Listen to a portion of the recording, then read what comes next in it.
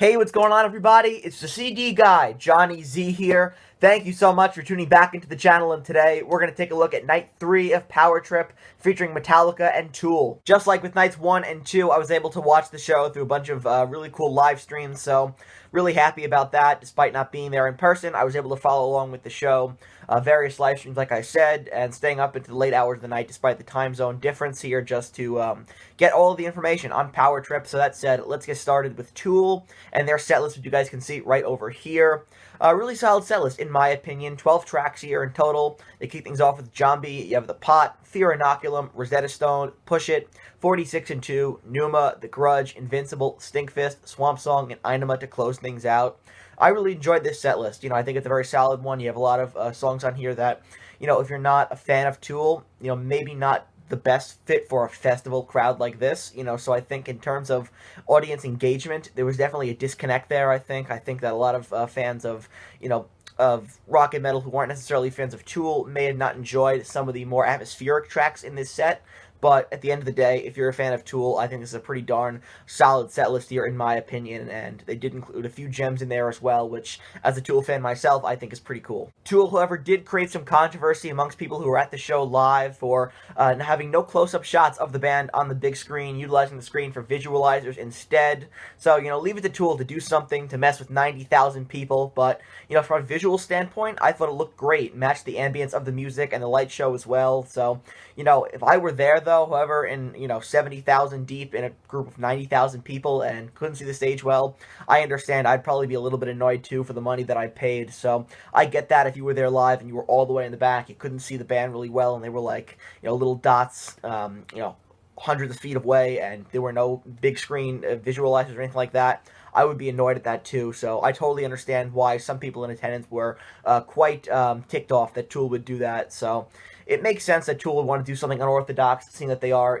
probably the least popular in this mainstream rock and metal festival. But, for me, I really enjoyed the visualizers that, I saw. Again, I was watching from various live streams, but if you were there in person, maybe that would be a bit annoying, especially if you couldn't see.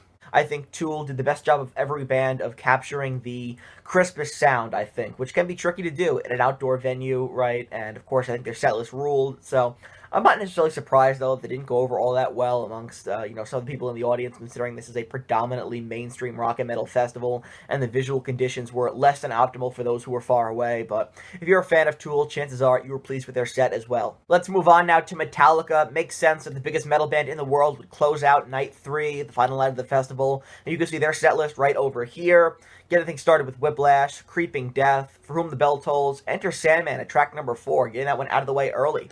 Lux Eterna, Too Far Gone, you have Kirk and Rob's Doodle, Fade to Black, Fuel, Orion, Nothing Else Matters, Sad But True, The Day That Never Comes, Hardwired, back in the set, Seek and Destroy, One, and Master of Puppets. This is a pretty predictable set list, I think. Pretty much the standard set across, the M72 tour. If they were doing, no repeat nights, they would really pull from, a lot of these songs. So I really wasn't surprised with this set.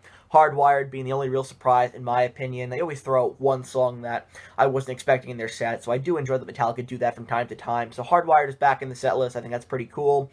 But, when it comes to, the most appropriate band to close out this festival, it's got to be Metallica, right? I mean, they're the biggest metal band in the world here, and this was an energetic set, right? You pull from, the early material here, so you got that great thrash element, as well as, some other, crowd pleasers here. So I really did enjoy their set list, and even though, it's not necessarily unpredictable, a very solid set here nonetheless. So Metallica, definitely the appropriate band to close out Night 3 with a killer set list. So that wraps up my brief review here of Night 3 of Power Trip.